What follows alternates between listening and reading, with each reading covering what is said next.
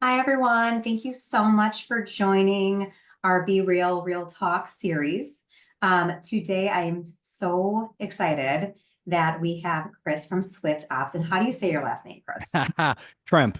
That's not how Yeah. I was going to say it.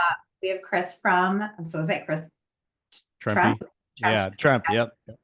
from SwyftOps. We're going to really dive into operational process AI today. I'm really excited because we get these questions all the time. This will be emailed out to everybody. It's being recorded, so don't worry if you couldn't make it. We had a lot of people register that are not on, so I'm assuming we're all tied up in the world of home care agencies. So we'll be emailing this out. Um, I'm going to hand it over to Chris for a quick intro, and then we're really just going to be, if you've been on any of these webinars in the past, really, we're going to be going through your questions. There's no presentations, there's no slides. People sent in some questions for Chris specifically, so we're going to go through these questions, and we really want this to be a dynamic conversation. So ask questions in the Q&A if things come up, but let's hand over to Chris for a quick intro, and then we'll get into your questions. Thanks, Becky. Well, one, I appreciate being on. I look forward to the conversation today. So I'm Chris Tremp. I am with SwyftOps. I'm the president, COO. I'm also a ownership partner in the business, and been here since the beginning. So before we launched is when I was brought on. So I've gone the entire climb through everything of getting us, as a startup into an established now, standing with the big guys. My background really was around helping startups launch, kind of laying out policies, procedures, operations, people choices, behavioral change management, as well as business rejuvenation. Is just going into areas that were struggling and be able to go in and figure out is it the people or is it the process? Is it both? And then how do we help them? Do we change the people or do we change the people? So that's a quick overview of my background. Awesome. Let's dive into, I mean, there's so many softwares out there that help agencies, Hmm. right? Yeah. What do you think? So with SwiftOps specifically, give us an overview of SwiftOps that makes you guys different, but then also where's the direction of our scheduling software AVB going? Obviously AI, a lot of the questions we got were around AI, but like Mhm. where do you see the big changes happening in your field? Well, the difference with us, and we saw this as a challenge when we launched. So we looked at the pain points and tried to address them. One is customization. So making it simple to let the software bend to you, you not bend to the software. Because I quickly realized no matter if you are tech savvy or not tech savvy, when you come in and adopt the software, there has to be a willingness, but sometimes you're coming with some processes you are just adamant you want to keep, and trying to break that into a software is difficult. So I think that you're going to continue to see is software is trying to limit the amount of clicks, the thinking of how do I go 7 steps in to get this completed to make things more simple. The majority of folks, and there's nothing wrong with this, the majority of folks who are in home care aren't tech savvy, and they're not supposed to be, right? That's not why they're in home care. They're in home care because they want to service people, they want to take care of people, they want to feel that inside. So making the software meet that is a big challenge I think we'll continue to see, and customization towards that agency and allowing them to do more things and dictate what they see. AI is huge. I think AI is going to continue to go. And what's really nice about it is if it's implemented the right way, this can really help you with onboarding and maintaining employees, because now think about AI knowing the algorithms of your data inside of your agency because you've been actually putting it in there. And now new scheduler starts. They don't have a clue, right? They don't know your caregivers, and everyone's got these post-it notes in their head of, oh no, don't send them there. Don't, even if it's in the system. Well, if AI has that, it can populate to a new employee. Here are some best matches. Now at least you can have a conversation with your mentor scheduler or whoever that is, or the owner, about, hey, this is what it said, why wouldn't I put these in here? That's a great starting point for training Mhm. instead of blank. That's just one aspect of it. I think it's going to go that way. The other, I guess the last part that I think is that people are starting to come around to EVV, right? So whether they have Medicaid or they don't, EVV is becoming more the norm because of the real time punching and the geofencing. So a comfortability more with apps, I think, is coming. I've seen it. I've seen more people adopt apps and not say, no, no, no, no, my caregivers, they can't use an app. I've seen more of a, yeah, this is going to really help me optimize things. That shift is all kind of encompassing to bending to the agency, but the agency seeing other people and how it's benefiting them from going talking to folks like you or going to shows and such. Have you seen agencies not using any kind of, there's agencies out there that are not using any kind of EVV for clocking in and out? Correct. Yep. Are they And still doing obviously, timesheets? exactly. So, Oh, well, yeah, when we go through our demo process, we try and find all this out, and that's a red flag yeah, because I know at that point, and now I've taught my team this, that you are going to try and do things that can't be done in the system because you're doing it the old way. You're doing it the manual way. yeah, And it's really just behavior coaching. It's like anything is if you have a software that's a partner that wants to be there and help you through these things, you'll be in good shape. But it is a tough pull. There are some folks that are when they say they're on paper, it makes me nervous for them. But I know if they adopt it and they're open minded, it's going to blow their minds what can be done. yeah. Wow, that's mind-boggling. Like in today's world of all the things that agency owners and their team has to take care of, the fact that they're still using timesheets. I can only imagine the time and energy that's being put into that you can reallocate to different parts of your business. Right, right. Yeah, Okay. even in the billing aspect too. I Oh mean, gosh, if yes. they're Yeah. trying to put the care logs or we call them the flow sheets with everything and then fax it off. Oh my gosh, not using a clearinghouse. Phew. Mm-hmm. Yep. All right, let's get into this question I received. It Okay. says, how do smaller agencies like mine compete with the big players when we don't have fancy tech budgets?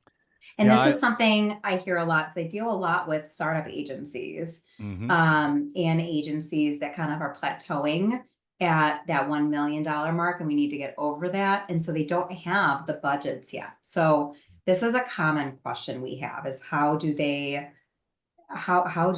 get all the tech when they don't have the budget to support it?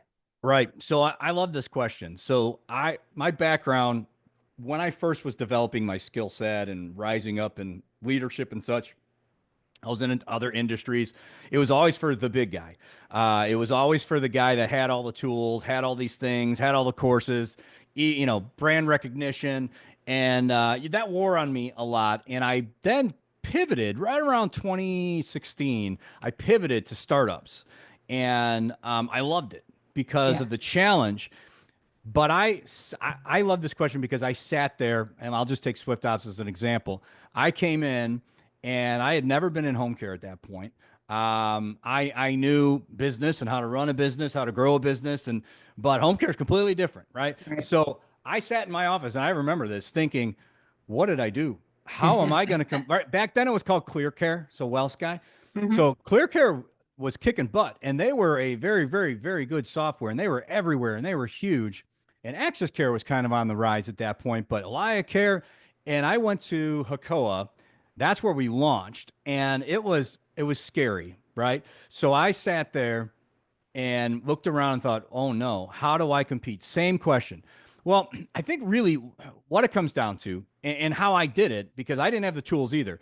Okay, what do I absolutely need? What is in my core aspect of a startup? Right. Do I really need an onboarding system? Do I really need a training platform? Do I really need a task management or forecasting tool? What do I need? You have to be able to grow.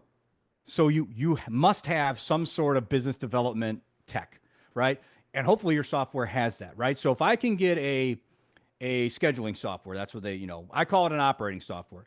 I want to make sure it has something in there that's going to enhance my business development because I want to get the bang for the buck. The Mhm. other thing is I'm looking for not the most affordable, but the one that I can scale into. Mhm. So I can go to the most affordable. I could tell you who the most affordable are to go to, and then you'll be looking for a new software in 2, 3 years, and now you're at a huge pain point. So if you look for one that you can scale into, grow into, has all the bells and whistles, but doesn't charge you for them, and you can turn them on, great. Then you need the business development. And then at that point, when you look and say startup and home care, what else do I absolutely need to do? What do I have to pay for? Payroll, you got to pay your people, Yep. and you have to be able to collect payments. So those right there is your core. Now figure out what is this going to cost me if I go with X software and then these other vendors, and then what do I need to do in terms of turning over profit for a client in that time frame. But it all comes down to growth. So how do you do it is find a niche that is missing in your area, your wherever you are, whether you're in San Diego, you're in Chicago, you're wherever. There is something missing in that market that you can find the niche. So the secret sauce for SwyftOps, I will share. The secret was we knew that support was god awful in software. Awful. How do you close and then expect a home care agency who doesn't close to not get an answer until the next morning or 3 days later? So our hook was 24/7 support. People will talk to me. If I say that, now I have to believe in the ability I have to be able to build trust and a relationship to get them to join me as a partner. And that's what you're doing in home care. You're getting people to trust you as a partner to take care of their loved one or themselves. And what's your niche? Is your niche going to be that superb, excellent level of care they're not getting? Are you going to, does your software provide something like a family portal? Is it easy for them to remit payment? What is it? What is your pain? What is the pain point? Can they retain caregivers? Yep. All these different things. If you find that niche that you can, it doesn't cost doesn't cost money. You come up with the idea and you can circle your elevator pitch and your brand around that initially, it will start to grow. And there's the halo effect is what I say. If I can get a halo effect going of talking to one person, which becomes two, which becomes three, now I've got something. So for me, we only brought on 30 subscribers in 12 months, maybe. And it was just me doing everything, right? So I kind of lived that grind, but those 30 felt like I worked, to get 300. That's Yeah. how hard I worked to get them. But I had to find the niche. Once Right. they bought into the support and it was proven, we had it. Then it's a matter of trust. Are you really going to answer? Are you really going to follow up what you said? And you can't just be a false promise. So it sounds corny. I know it sounds corny to find the niche and then that's what you need to do to address that pain. But I'm telling you, that's why people are looking for when they're calling different agencies. If they call and that person's rude or it acts like they don't care about them or they don't ask questions or they're like trying to rush them off the phone or they get put on hold too long, lost, Right. right? If you make it a priority to make that person that you're trying to bring into your family as a business, Mm-hmm. number one, that there's your niche. Like what is it? More supervisory visits? I don't know. Right. More drop down level checks where you're talking directly to the loved ones or the Right. clients directly. All those Yeah. things can be differentiators. Yeah. And I mean, I say, I talk to clients all day about this. It's home care is home care. We all at the end of the day, Mhm. all do the same thing, right? Right. There's ways to elevate the agency Yep. based on how you're going to niche yourself or what your differentiators are going to be, whatever. And, but at the end of the day, they're all doing very similar lines of work. Right. But if they're going to have a bad customer service experience Hmm. or, they don't like what they see on social media, like there's a lot of ways you're going to push people away before they even have a chance to really get to know you and build that trust. Right. It's the same for software, right? Hmm. Um, and so I think it's great that you guys put such an emphasis on customer service because I know firsthand that's not software's core competency, No. right? At No. all. No, and it goes. We took it further from there too. I used to be. I was in many industries, right? I used to be in a lot of customer service, call center type environments, and I think everyone can imagine if they've never been in it. Clock on the wall. There's so many in queue. Get off in 2 minutes, and I always thought to myself, I'll never do that because that's the worst aspect of customer service. That's not customer service. That's I don't care about you. Burn and turn, burn and turn. So we don't do that at SwyftOps. I tell our team, if you need to be on a chat or a phone call for 45 minutes, you're going to walk them through it to the end.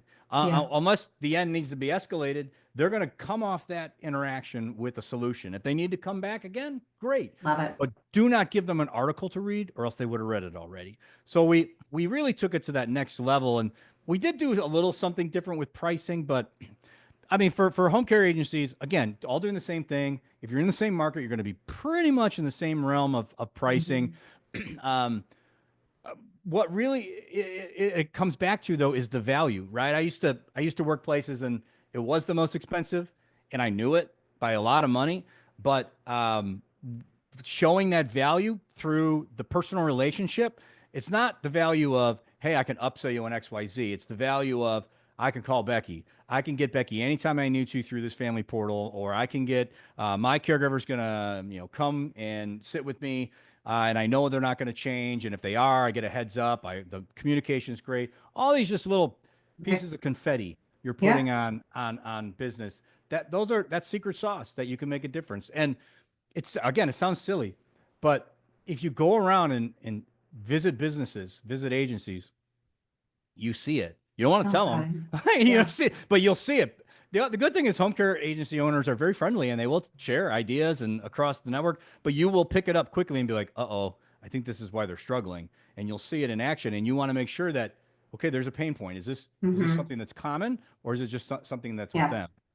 I always say I typically know within the first 5 minutes, usually within the first minute or two, talking to an agency, Yeah. if they, are A, doing this for the right reasons, Mm-hmm. and B, if they're going to be able to, I don't want to say make it, but like, the agency owners that are gonna do I well. do. I And do. it's always the ones that treat the agency less like a home care agency and more like a hospitality business, right? Right. Those are the Right. agencies that do really well. And just like you, I didn't have any home care experience when I came into this world. Mm-hmm. I had a marketing and sales background. I was working in tech companies. Yeah. And when everyone's like, how did you grow the agency so much?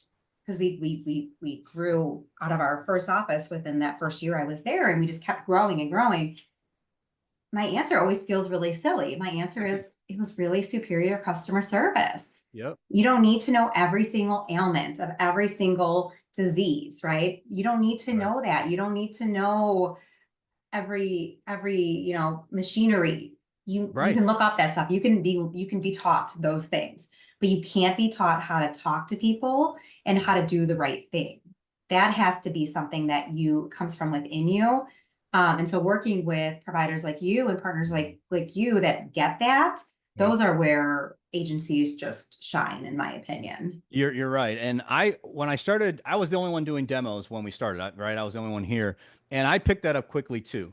So, I had someone tell me one time, "Oh, well, I'm always interested. I like stories. Like, why'd you start the agency?" And the woman said to me, "Well, I got my stipend. I thought it'd be a good idea." Oh gosh. And I mean, immediately I'm like, "Oh, no good." So, but Yeah. I started to No develop a good. process in the demos that, um, I if I could share more now, here comes the value of just my business knowledge or business. Here's what you might need to think about this.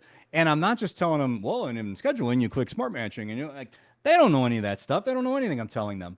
So I would stop the demo and just kind of say, like, if they gave me the story of like, hey, my grandma was in care. It's always just people are a special part of me, and or my wife was an RN, and we're getting close. We want to do something on our own. Hey, these people have an idea what they're doing, and I would Hmm. kind of stop the demo and just lay out and say, okay, hey, I'm going to give you some of what I learned from coming into the industry that you may not be aware of. And I'd lay some things out to them about what they should think about and things that they can do. Because I'm sure you get this question too. A lot of people always ask you, well, what should my rate be? I don't know. Like your rate should be what your market says your rate should be by your profit margin, but don't worry about that, right? Figure out. I think what I think is, I had someone I brought in, right, and they're very very smart, and I would say, no one cares how smart you are. Like they don't want to hear you ramble on about how smart you are. They want you to care about where they're at, provide a solution, be a partner, and help them grow this business, right? And if we can do that, that's what we need, and that's what we did here. Because, like you said, I can look anything up and sound smart, but what I learned a long time ago about myself, and what I try to impart on any team I've ever had, is I try and meet people where they are. So if they are coming from some sort of a background, and I can figure that out through questions, meet them where they are on their business ability, or where they are in terms of struggling. Like you said, the $1 million, right? I call them grinders, right? They're just grinding and they're so tired and they're just want it to turn and they can't figure it out and they can't escape it. But meeting people where they are in terms of their frustration level, their knowledge level, their excitement level, that connects you. And if you can do that, no matter what, people are going to buy into what you're doing. And for some people that's hard, but Yeah. that's how, again, how I can pick up immediately if someone's going to be a good home care agency. If they're rude to me on the phone, you're going to be rude to your employees, Oh yeah. and you're not going to be someone that people want to work for because people have to believe in you. Yeah. I had a guy a week or two ago on a call, and the very first question was, how quickly can I get to 10 million? That was Oh the, no. like, didn't No. even, that was it. I just know. Yeah. And I always tell people, like, before I even get into a discovery call, tell me your story. Like, why are you on this journey? If it's a new Yeah. agency, tell me your story. I want to know, just like you, I want to know what we're dealing with. I want to know if Hmm. there's going to be a story there, because it tells you a lot about how they're going, if there's a personal mission, Right. right? Because this is such a personal Yes. Yes. business. It That's has the to secret be. sauce. Yep. Yep. All right. Awesome. I love that. So that makes sense in terms of the tech budget. Yes, you want to be able to grow within. You don't need all the bells and whistles when you're getting going, right? And Yep. I always Yep. tell people too, and I don't know if you're going to agree with this. Like when I'm working with agencies when they're getting up and running, my job is to connect them to the right Hmm. partners, right? Say, Hmm. here's some scheduling software, and I don't care who you pick, but like Yeah. It doesn't here's some matter. reputable ones that I like. Do the demos, see what fits in your budget, and we'll start there. And then obviously payroll and billing. And I do think training is a big one too, right from the start, right? But then all the other things. I always tell people, I want you to kind of feel the pain for a little bit too. I Yeah. want you to know what you're dealing with before you go and get all these solutions that may or may not solve the problem right from the start. But Yeah. as an owner and an operator, you really should know how these things work from a personal standpoint. So Right. I agree, like, don't get all the bells and whistles right from the start. Get the business going, learn your why, learn your voice in the industry. And then as you feel these problems, then we find the solutions to Hmm. fit them, right? Then we add on the other pieces of the software that makes sense, right? But Right. I like people to kind of feel it first so they really truly understand the why behind you need things, right? That's right. And if they, let's say they pick a software, right, and they do learn it like that, and they go in, now they've realized because they just gotten beaten down by scheduling that they picked the wrong software, right? And the scheduling's not as easy or doesn't have the tools. But Yeah. I that's totally it. I look at them, it's stages that you go into. I mean, even at SwyftOps, I didn't have HubSpot. That's my CRM now. I didn't have HubSpot. I had a spreadsheet. So I had a spreadsheet and I was tracking everything. It was brutal. Yeah. And but I had, my sales process and all that. But I had to take these steps to get there, the pain. So first thing I got was HubSpot.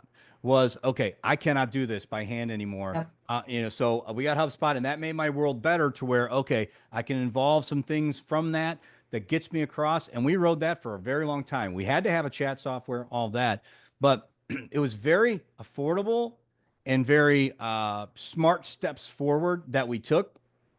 And don't compare yourself to the big guy. When I looked at ClearCare with their around the block huge thing they had at Hakoa and all ice machine or a snow cone machine and golfs and the lights, and I could have started crying and been like, I'm never going to beat these guys, right? But I'm not them. I wasn't them, so I Yep. can't compare them.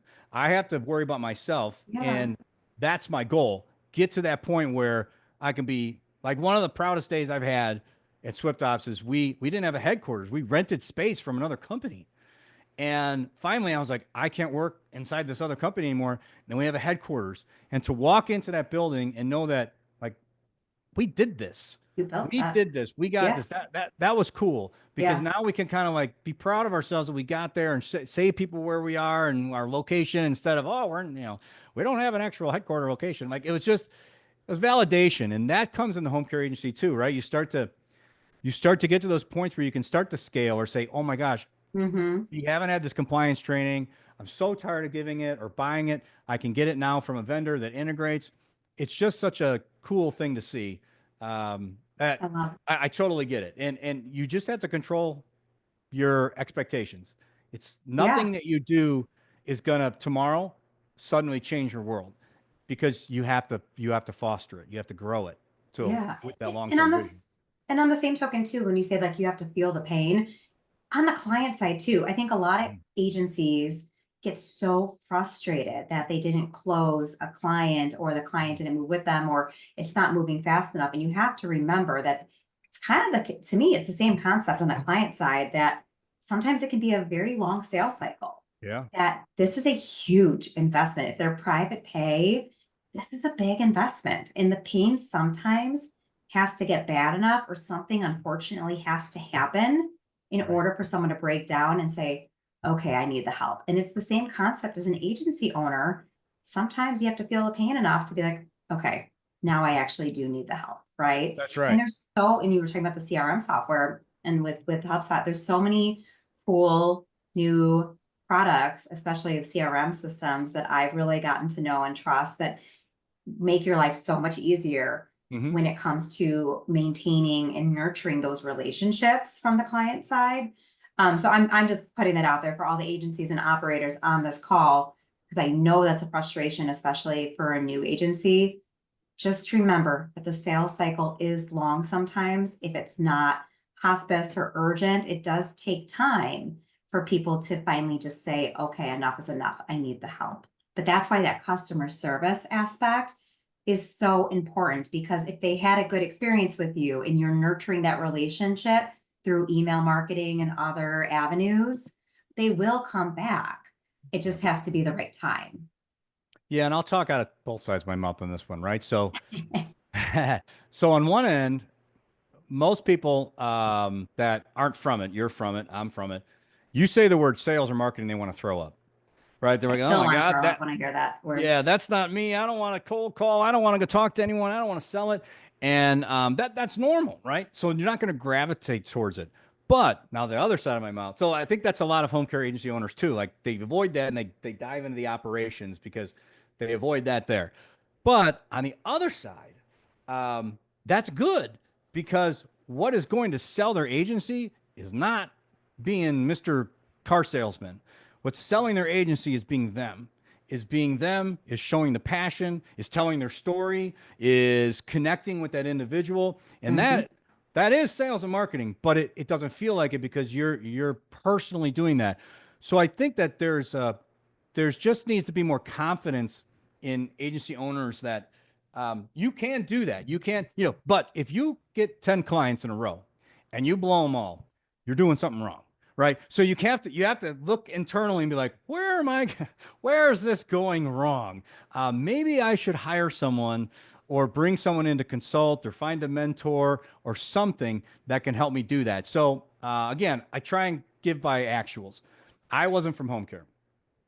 Bruce Berglund, who is the CEO, one of my ownership partners in SwyftOps, he owned an agency and then he owned a outsourcing agency, right?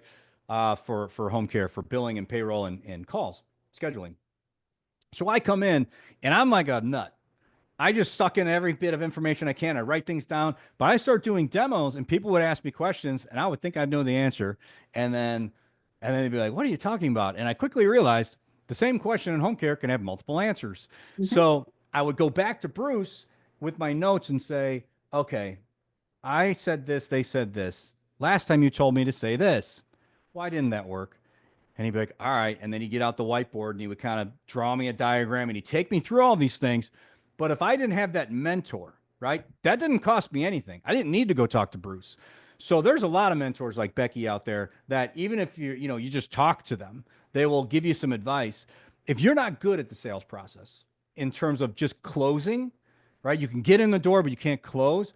Maybe there's some steps or some things you're doing. Maybe it's nervous habits. Maybe it's just an awareness of Mhm. what you're putting out there, Yep. talking over them. Maybe I don't know, but there's something there, and you should find a mentor. If I didn't have him, I couldn't have done what I was doing, and that sped my development up by probably a year by just hammering him every day and him being willing to do that.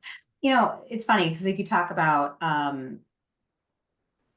oh, I think I'm losing my train of thought. Sales. So you mentioned the car salesman. I actually came from cars.com. That was one of my first kind of big careers where I was responsible for going across the country and meeting with car dealers all day long, Yeah. right? And Yeah. helping them understand different products and helping them understand how to sell these products. Hmm. And then bringing it back to our product team and helping make the products better, right? And so I always think car salesmen get a really bad car salespeople get really bad reps because we paint this picture of them being really, Pushy. Yeah. and Right. and they're really not. For the most part, they're all family driven people and they're really Hmm. nice people. But anyway, I learned very early on that sales is not, if you're a good salesperson, you're not selling anything. Mm-mm. You are solving problems. And that's, I think, why we did so well in our agency was we never went into an assessment selling anything. You're Right. going in there, and I'm working on a presentation right now for a speaking thing. And one of the stats I pulled out was that the reason most agencies are losing those assessments is because they're coming in and being too clinical. Yep. You're coming Yep. in and you're not being human. So I'm going to give everyone on the call. I know we're veering Love it. off the tech No, I side, love it. Love it. Yeah, do it. but I'm going to give everyone like a really quick tip, a free tip, if you will. Um, Assessments are really an opportunity for the client to meet you and feel good about you, right? We look as an agency side, we look at it as we're going to go get all the information as possible, right? And we're going to use that to build a care plan. But I would always position it, yes, we need to get information and get to learn more about your loved one, but also it's a chance for you to get to meet us, interview us further, feel really comfortable with us. Sometimes if you're dealing with someone with any kind of cognitive concern, or they're resistant, because we all know that we deal with the resistance all day long, a really good process, because somebody asked a question about best practices, so I'm going to give it to you. This is going to take more work, but this is what the better agencies are doing. Do almost like a pre-assessment with the family to get all of the medical information, all the background as possible. That way, when you go in for the actual assessment, and I'm using air quotes if you're not watching, it's so much more of, tell me about what's this picture of your, are these your children? Tell me, how long have you lived here? What do you like to eat? It's less about the home care at that point, and it's more about building that relationship.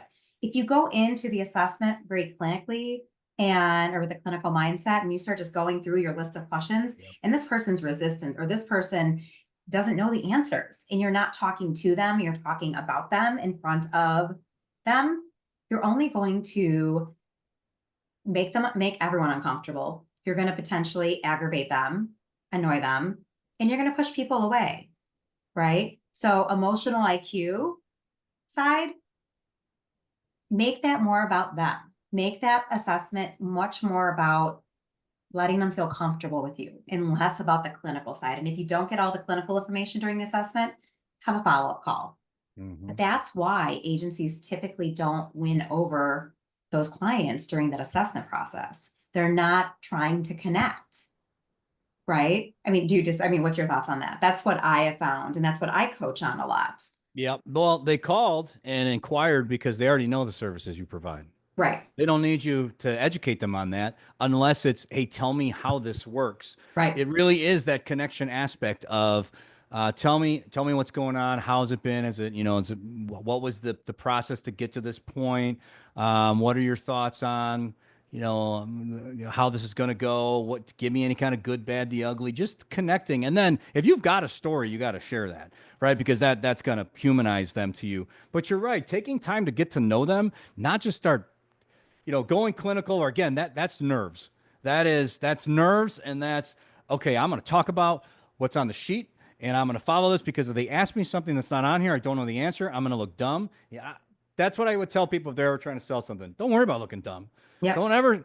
If they ask you something you don't know, no one expects you to know it. You just say, "Hey, that's a great question. I can get you that answer," and you just move on, right? And And just confidence, but connect with them, and yeah, that follow up later on that provides that insight is important. Um, absolutely. I saw Eric in the Q&A say something about Yep, a realistic hit rate. So yep, you can give it. I'll give it from my angle, right? So I can see all this data inside of SwyftOps. So I can only talk about SwyftOps and our subscribers across the network and true data, but I also read the benchmarking report that comes out each year from Activated Insights. So I try and balance the two. When I go over growth, retention, conversion with folks, I tell them that they should shoot. There's two different kinds of conversion, but they should shoot for one, the cold aspect. What he's talking about is call in whoever it is, a lead that comes in. How many of those should I close? So 10% is a minimum to me. I always tell folks if you can stay on the side of 25 to 30% of those, and then that 30% turns into an 85% or higher conversion rate, you're going to be in good shape at some point. Now, take that with the numbers though. If I'm a startup, that's not getting me where I need to go because I only have 10, right? So 3 out of 10 are, now I'm only closing 1 out of 3 or 2 out of 3. That's not getting me there. But those are good base numbers to look at in terms of what's happening on that phone. How do I get that to be a higher closing rate? But really, once you get them on an assessment, if you can close, no matter how long it takes, 85% or higher, you're going to be, I'm sorry, not 85%, 95% or higher. 85% is a retention number I throw out. 95% or higher on conversion is what I promote.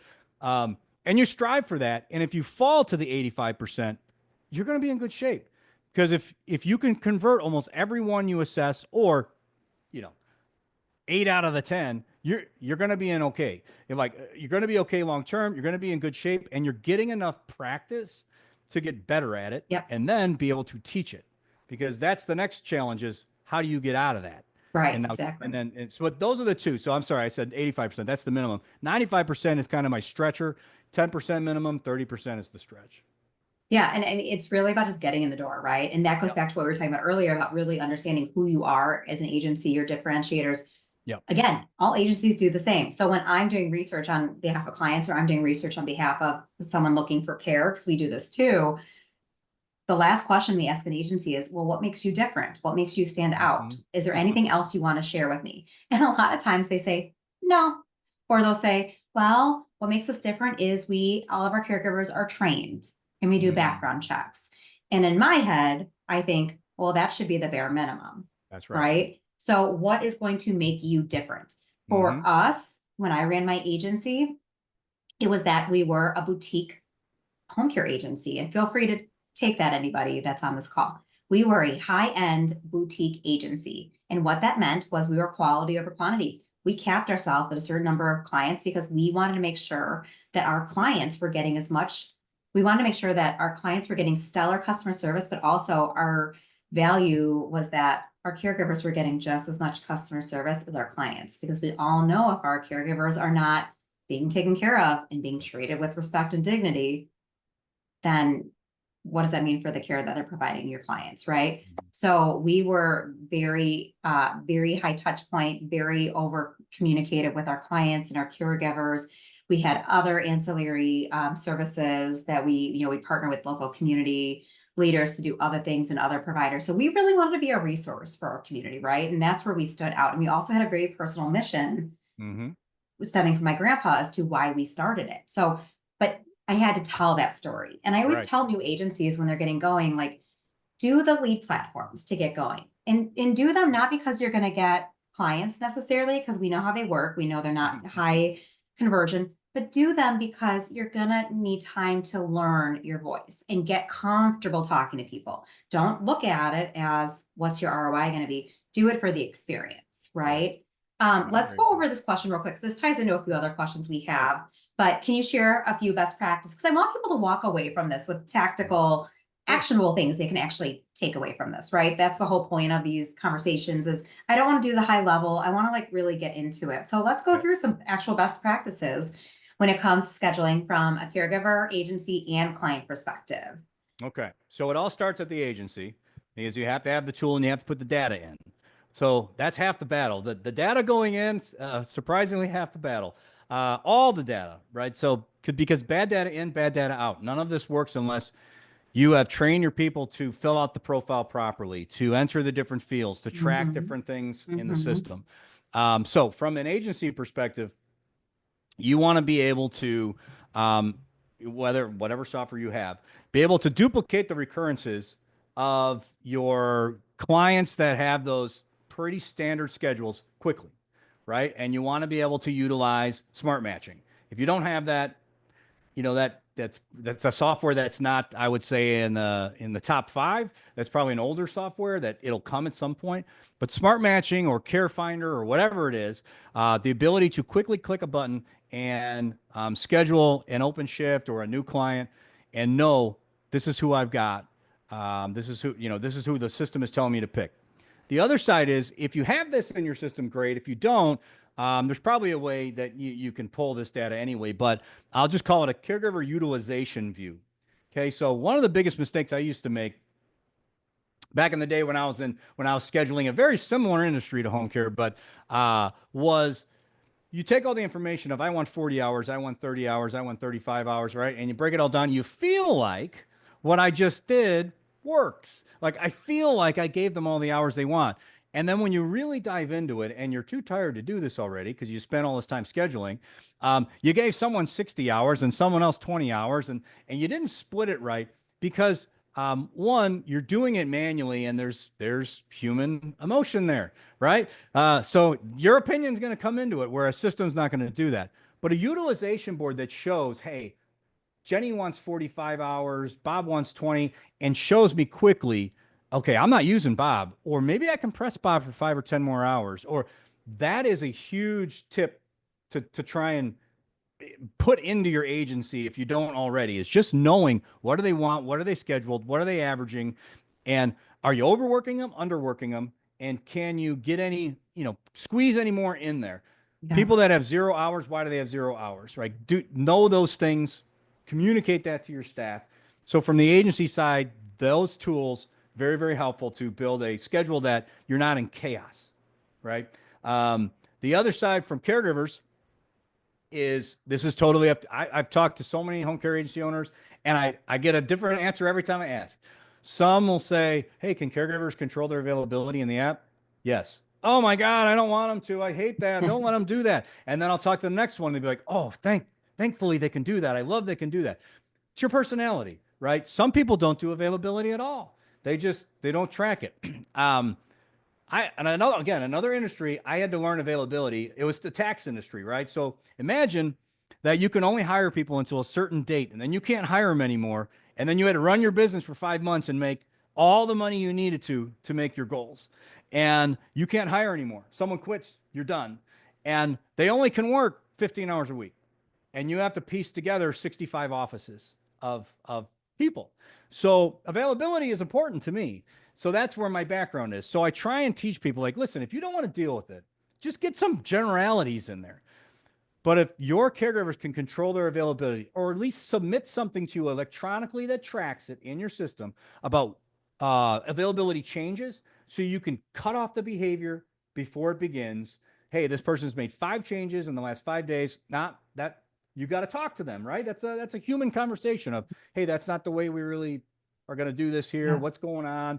What's a better general area? Not shame on you, but hey, how do we meet you where you need to be? So that's one. If availability is available and you can let them manage it or at least have a voice in it, great. I've met people where they're like, nope, they tell me what it is when I hire them, and that's what it is. I'm like, okay, well, they're going to quit because something's going to happen. Something's going to happen and they're going to quit. The other is if they have the ability to see any kind of, in terms of scheduling, the open shifts that they would be best matched to. So some softwares will allow you to only allow visibility to open shifts that you want them to see. Others don't, but you can message them about these shifts. Hey, take a look at Barbara Allen, Bob Jones, and Zachary Tyler. I really think you'd be great with them. What do you think? Let's have a conversation because they should be able to see the tasks in the app and all that. But being proactive, and it's like I'm trying to make you better, and I'm trying to have you have a voice in your scheduling. What I'm trying to do is get buy-in. I'm trying to get them to decide, yep, this is a good fit, so they don't tell me, oh, you sent me to Zach, and he's a real jerk. I don't want to go. They got buy-in. They're going to be like, okay, hey, he gave me the shift. I picked it. So caregiver aspect's almost behavior-based, right? It's not a facade. It is putting up information and data so that they see there's work. You can provide work, and you're working to make sure they're not put in an unsafe environment or an environment that they can thrive, right? incentives help too. If you have gamification, scheduling for, caregivers gets much easier if you pay them to do that. And then from So, the, oh, yeah, go go ahead. ahead. Oh, Oh, I was gonna add in, when you talked about the data side, I think it's also really important. I agree. You want to put in all that data at the beginning, and you don't want to forget the why. You always hear me talk about like the why are we doing right, things? Well, all the things you're talking about. right. Availability is always going to change, but experience level of the caregiver, right? And what they're Mhm. comfortable with, and all those things. But keep in mind, long term, when you go to sell, if you go to sell, because that's a lot of people's end game here, that information is going, a lot of that information you're putting in there, the source, the referral source, all of those things, that's really important information that you're going to need when you're getting ready to sell your business. So keep that stuff in mind too. Like, this is not just short-term reasons. This is, and it's going to be a headache several years down the road if you have to go and try to figure all of that stuff out. Mhm. And the other thing I'll say about the availability is, we know that caregivers availability is constantly changing, right? Someone will come in and say, I'm only available on the weekends, but then down the road they quit. And you're like, Chris, what, You didn't give me any hours. we've offered you, and they're like, well, you haven't given me hours. I haven't been able to get hours. Like, but you're only available on Saturdays, right? No, I can work these days, but you didn't tell us. So Right. that's why constant communication with your Communication. That's team, right. and having the automation and the ability for them to update it and the software is critical. But then also having constant communication with your team beyond the scheduling is so important, right? Hmm. That's where we humanize the Right. caregivers and what we're doing in this industry. And you ask any caregiver that's been doing this for a long time, they typically don't leave agencies because of the money. They Right. typically leave agencies because of the way they're treated or lack of recognition. And we often focus on the new caregivers and recruiting them and making sure they have such a great experience. But what about the caregivers that have been with you for 3 years, and we forget about them because they're doing their job day in, day out? Right. They're showing up. They're not causing any problems. So we could forget about them, Or you right? spend your time with the trouble. All your Yeah, effort goes into the trouble. Yeah, exactly. I have two So, tips on that I've yeah. done in the past. I'm sure people are thinking, well, how can I talk to all my caregivers? I never see them and blah blah. So, two things that I used to do back when my team was like just completely, they didn't see me remote wise, right? Uh, all the people in the field, I had too many offices. One was, there's a lot more technology now than there was, but something as simple, if like Vidyard or just a video of yourself or whatever, is whatever it is, whatever recurrence I did. I think it was once a week. I just make a video of myself saying, "Hey, good morning. Here's how we're doing. I hope you're doing well." Or it's snowing, the Cubs won, whatever it is. I'd say something. I'd say a joke, and Well, I'd be now like, we "Yeah, know. if you." Now we know you're just not truthful. Yeah, well, That's so funny. yeah, so I'm in and I would, Chicago, everybody. So he's making a yeah, joke I'm at me. originally from Chicago. So I would send that out, and one of my markets was Chicago and Milwaukee. So I would send that out to everybody, and whether they respond or not, I'd send it through a text. They Yeah, could see a video, they could see me, they could hear me, and I'd throw something in that I want them to know about to get their buy-in. I That's love one thing. that. It's very simple. It's very quick. The other one was it's laborious, but I called it service level, but it's a skip level. And basically, to get the buy-in of get people, I would come into an area and they'd be like, "No, we don't. My availability is this, and you're not going to tell me, and this and that." Okay, I got to get buy-in. Um, I did. I met with every single employee I had and talked to them about their why. Why do you work here? Why do you want to be here? And they would tell me their story, whatever it was. I'd find some angle in that aspect of, okay, this person's doing this for extra money. This person is really passionate. This person's, maybe they want to move up, whatever it is. But I would work the availability comment in. Here's what I need to get you where you want to be. I need you to do this. I need your availability to be something we communicate about, right? It's open. It's an open conversation, but if you give it to me, it's got to stay in place for, what I think I said 2 weeks at that point, because that's how long we had our schedules out for. Um, Now, it sounds like that's a lot of work. Those meetings were 15 minutes, and I had 300 employees. I met with every single one of them.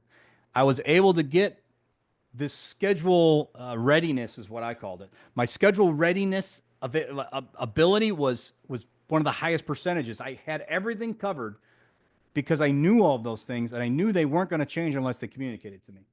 So again, it's communication. humanizing it, finding Yep. their why, connecting. Yep.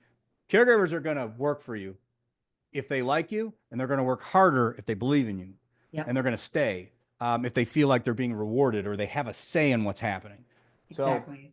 that And I that's think, huge. and I think, when it comes to this question about best practices Mhm. from all three, caregiver, agency, and client, I think it really all boils down to setting Yep. expectations and Yep. explaining the why. Yep. Clients and caregivers, they don't understand what's going on behind the scenes. They Right. oftentimes think that caregivers are just waiting in a room, waiting to be assigned to a shift, right? They think you have Mhm. endless caregivers. And so if it's a client when you have to schedule somebody new, for instance, right? Mhm. Explaining why it's somebody new or explaining why so and so is filling in for this shift Yeah. goes a long way to help them understand your rationale. So it doesn't just look like you're willy-nilly just sending anybody, right? That Mhm. enhances the client experience that you're being thoughtful enough to explain, yes, guys, this is going to take a little extra work. But again, the good agencies do this extra work Right. because this should be more hospitality. Yeah. For a caregiver, explaining why maybe they're taking over the shift. Let's hypothetically say, Chris, you are taking over the shift because this other caregiver of ours was not performing at the level we needed them to, and the feedback Mhm. wasn't working. So explaining to you what went wrong or was not working with that previous caregiver will help them understand what they need to be doing differently in order to Mhm. be successful. But that's when I think about best practices, it really comes down to setting expectations, making sure the caregiver truly understands the care plan. And sometimes it's not just, hey, review this care plan and let me know if you have any questions. You walk them through it because, like you said, it's getting the buy-in, and they're no longer just a schedule, it's a human That's right. being. So then That's there's right. less likely that you're going to have no call, no shows.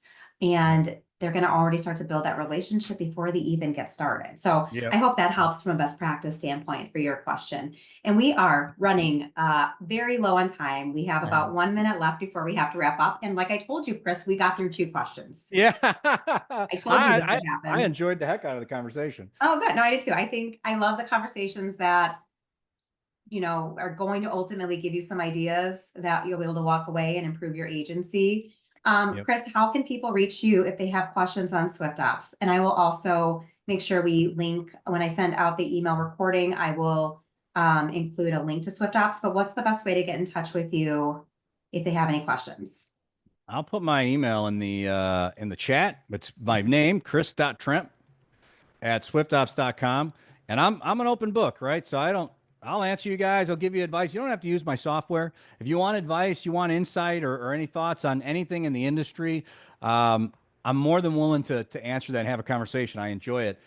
One last nugget I'll tell you on helping yourself and getting buy-in from caregivers is if you employ some sort of aspect to help them determine the changing condition of the clients that are going, that is going to benefit you for retention purposes as well Mhm. as growth purposes in Yep. terms of your scheduling, right? And that ties it personally to the client. They have more invested because they're taking care of them. So have a survey at the end of the app that they have to answer and whatever it is. That's a good way to get your caregivers to help you with scheduling as well, or knowing that the schedule is going to change because change of condition could be something different, in a bad way. But anyway, yeah, Christoph Tremp at swiftops.com. You can go to our website. We just launched a new website. Super excited about it. But I do a demo saw if you you had a want. great partner developing that for you. Yeah, yep. Core Cube. There, Or I'll Cubed, plug if them. you I'll ever plug need them. any website SEO, they're amazing. They're a great partner of Amazing, ours too. amazing. Well, awesome. I will include your contact info in the recording of the video once it's uploaded. Cool. If you have any questions for either Chris or myself, reach out anytime. I will also include a survey just to get feedback to understand what you would like to hear more of. If these are helpful for you. But otherwise, thank you guys for taking time out of your busy schedule. Thank you, Chris. This was Yes. really fun and I Thank learned a you. lot. Thank And you. I'll get this email out to everybody and we will talk to you all soon. Thank you, everyone. Thank Thanks, you. Becky. Bye bye.